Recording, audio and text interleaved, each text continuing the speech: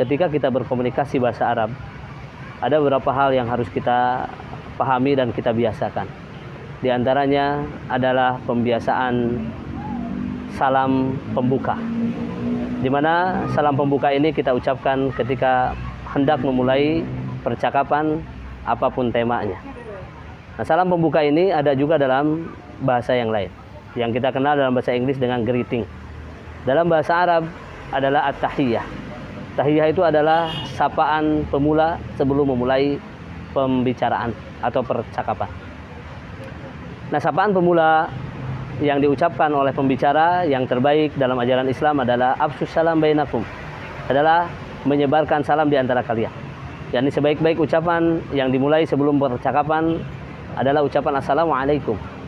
Kalau kita lengkap menyebutkannya assalamualaikum warahmatullahi, lebih lengkap lagi assalamualaikum warahmatullahi wabarakatuh. Maka hendaklah ucapan ini adalah ucapan yang pertama kita ucapkan kepada lawan bicara kita. Ketika kita bertemu dimanapun, maka ucapkan ini assalamualaikum. Maka ketika kita mendengar itu sudah lumrah kita mengetahui bersama jawabannya adalah waalaikumsalam. Jangan kalian atau antum atau kita semua menjawab dengan waalaikumsalam, tapi menjawabnya harus dengan waalaikumsalam. Kalau mau disempurnakan waalaikumsalam warahmatullah, mau disempurnakan lagi waalaikumsalam warahmatullahi wabarakatuh. Maka ini merupakan sapaan yang hendak diucapkan pertama kali oleh setiap orang yang hendak berkomunikasi bahasa Arab. Yang kedua, salam sapa pembuka setelah ucapan salam adalah salam pembuka ketika menyebutkan waktu. Kapan kita berkomunikasi? Ketika kita berkomunikasi pagi hari, maka hendaklah kita membuka salam sapa setelah ucapan assalamualaikum dengan kata sobahul khair, atau ada yang menyebutkan sobahal khair, yang artinya adalah selamat pagi. Ketika kita mendapatkan orang menyebutkan itu kepada kita, maka kita jawab dengan ucapan sobahun nuri was surur, atau boleh sobahun nur saja, atau boleh sobahus surur, yang artinya selamat pagi yang penuh dengan kebaikan, selamat pagi yang penuh dengan kebahagiaan. Nah, ketika di waktu siang, ucapannya tidak mengucapkan dengan sobahul khair lagi, tapi mengucapkan dengan naharuka sa'id, siangmu yang berbahagia. Jawabannya sa'idun mubarak, bahagia dan penuh berkah. Maka ketika bertemu di siang hari, naharuka sa'id. Kalau kepada perempuan, naharuki sa'id. Ya, jangan sa'idah. Kalau sa'idah tidak, karena ke nahar ini, bukan kepada lawan bicara yang perempuan. Naharuka sa'id, sa'idun mubarak. Nah, itu diucapkan ketika waktu siang. Namun orang Arab kadang tidak mengucapkan itu, karena bahasa Arab hanya ada dua dalam sapaan pembuka, yaitu sobahul khair dan masaul khair saja. Yang lainnya jarang diucapkan. Sekalipun ketika kita mengucapkan mereka paham. Nah, bagaimana kalau seandainya kita di waktu sore mengucapkan dengan ucapan pembuka masaul khair atau selamat sore, dan diucapkan oleh orang-orang Arab Saudi kadang-kadang waktunya dari mulai melebihi jam 12 siang sampai jam 12 malam, masaul khair, maka artinya bisa selamat siang, bisa selamat sore.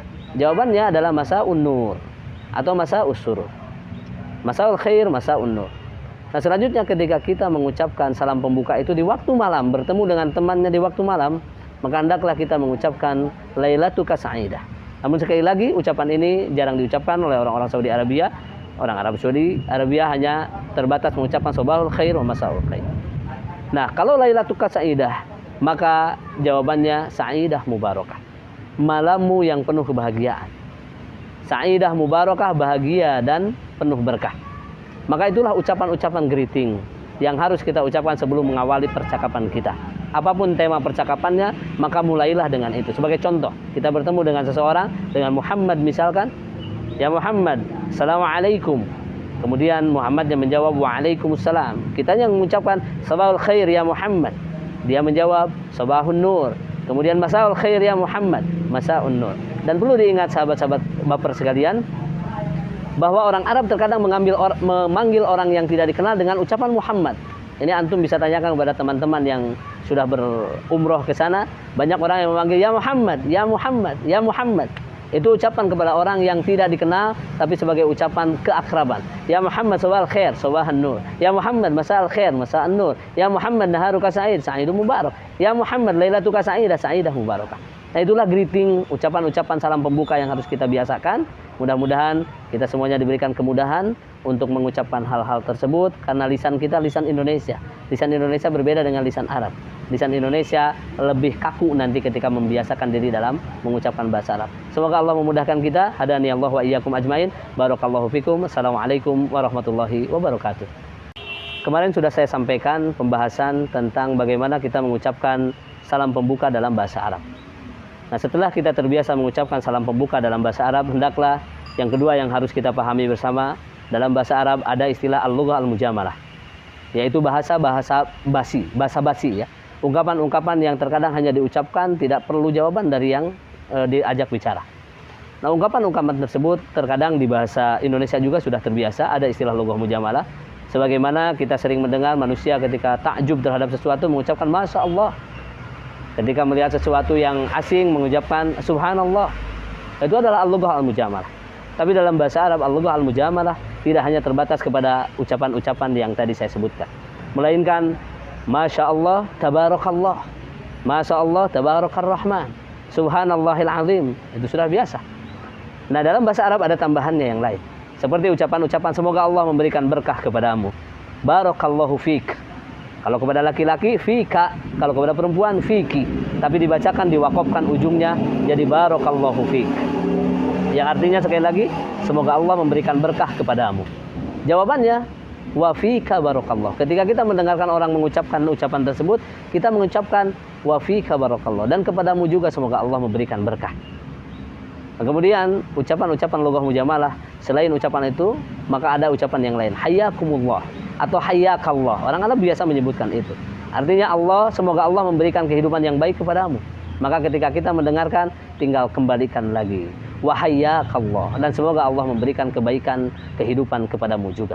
Lughah mujamalah ini hendaklah kita biasakan. Tidak hanya dalam percakapan, melainkan dalam orasi-orasi kita, sederhana kita. Ketika menyampaikan kultum, ketika menyampaikan khutbah, ketika berkomunikasi dengan teman via telepon, ketika berkomunikasi dengan teman secara langsung, maka kita ucapkan ucapan-ucapan al-lughah al-mujamalah.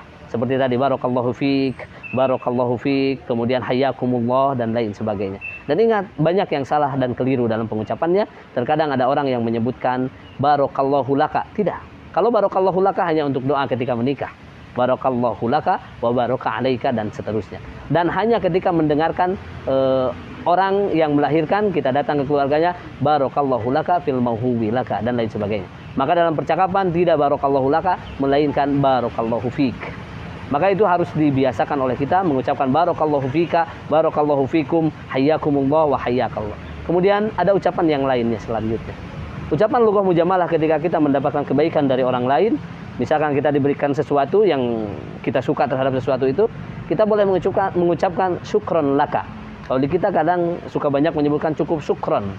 Nah, itu sudah dipahami. Tapi kalau secara bahasa fusha, secara bahasa resminya harus pakai laka. Syukron laka. Maka artinya terima kasih untukmu yang telah berbuat baik kepadaku.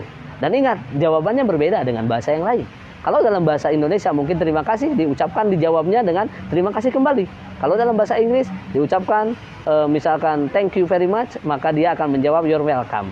Dikembalikan lagi ucapan terima kasih. Tapi berbahasa Arab tidak. Nuansa berbicara bahasa Arab adalah terkait erat dengan ketuhanan, dengan Allah Subhanahu wa taala. Ketika orang memberikan ucapan syukron laka, terima kasih atasmu, maka kita hendaklah mengucapkan afwan, yang artinya maaf. Atau kadang-kadang al-af. Syukron laka al-af. Syukron laka afwan. Artinya kenapa kok bisa maaf? Karena kita mengakui bahwa kebaikan yang kita berikan kepada orang lain, atau orang lain ketika memberikan kebaikan, hakikatnya itu melakukan kebaikan atas perintah Allah Subhanahu wa taala. Ketika kita diberikan ucapan terima kasih, maka kita afwan, maaf, berterima kasihlah kepada Allah yang sudah menyuruh kita melakukan kebaikan. Jadi kalau kita artikan, udah nggak usah minta maaf, nggak usah minta ucapan terima kasih, nggak usah mengucapkan terima kasih, karena kebaikan itu saya lakukan atas perintah Allah Subhanahu wa taala. Yang selanjutnya adalah ucapan ketika orang lain memberikan kebaikan. Ketika memberikan kebaikan kepada kita, maka kita harus mengucapkan jazakallahu khairan. Semoga Allah memberikan balasan yang baik kepadamu. Maka misalkan si fulan memberikan kebaikan kepada kita, lalu kita mengucapkan jazakallahu khairan. Sama hampir tadi dengan syukran laka. Tapi jazakallahu khairan itu lebih tinggi lagi. Semoga Allah memberikan kebaikan kepadamu. Maka ketika mendengar itu, hendaklah kita menjawab lughah mujamalah tersebut dengan ucapan amin. Yang artinya, ya Allah, amin, kabulkanlah. Wa iyyaka, dan juga kepadamu. Jadi begitu, amin wa iyyaka, dan mudah-mudahan kepadamu juga Allah berikan balasan kebaikan. Maka itu adalah lughah mujamalah. Jadi kalau saya ulangi kembali, lughah mujamalah yang sering diucapkan adalah barakallahu fiik, hayyakallah, kemudian syukron laka, kemudian jazakallahu khairan. Dan yang terakhir, sahabat-sahabat baper sekalian, yang lughah mujamalah sering diucapkan ketika hendak berpisah dengan teman, maka kita ucapkan ma'assalamah. Ketika kita berkomunikasi dengan teman, kemudian dia mau pergi, maka kita ucapkan kepada dia ma'assalamah. Semoga Allah memberikan keselamatan kepadamu. Maka bagaimana orang yang mendengarkan ucapan itu, maka dia boleh menjawab dengan yang sama, ma'assalamah, boleh. Atau boleh menjawab fi amanillah, atau boleh menjawab wallahu yusallimak. Semoga Allah memberikan keselamatan kepadamu juga. Itulah beberapa lughah mujamalah yang harus kita biasakan agar lidah kita terbiasa mengucapkan lughah mujamalah. Kemudian kedepannya setelah paham greeting, lughah mujamalah, kemudian dalam percakapan kekakuan lisan kita sudah mulai hilang, sudah mulai lancar lagi. Mudah-mudahan Allah senantiasa memberikan kemudahan kepada lisan kita untuk mengucapkan bahasa Arab dengan lancar. Jazakumullahu khairan atas segala perhatiannya. Barakallahu fikum. Assalamualaikum warahmatullahi wabarakatuh. Pada kesempatan ini saya akan menyampaikan lanjutan tentang lughah mujamalah atau lughah al-mujamalah. Dulu saya ralat karena saya sering menyebutkan al-lughah al-mujamalah. Ternyata yang benar adalah lughah al-mujamalah. Basa-basinya orang-orang Arab. Nah, sahabat baper yang saya hormati dan saya banggakan, lughah mujamalah ini semuanya bersifat tentang ungkapan doa ya, kepada Allah Subhanahu wa taala.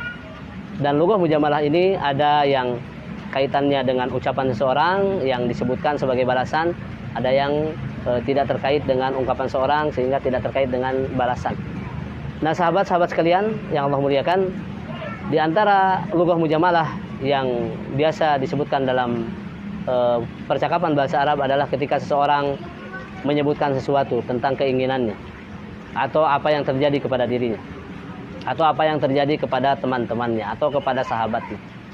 Sebagai contoh yang pertama, ketika kita mendengarkan sahabat kita menyebutkan, ya akhi, temanmu sedang sakit. Ya akhi, ayahku sedang sakit. Ya akhi, guruku sedang sakit. Ya akhi, aku sedang sakit. Sering kita mendengar setiap ungkapan yang menyebutkan tentang sakitnya seorang, maka kita sering mengucapkan syafaqallah.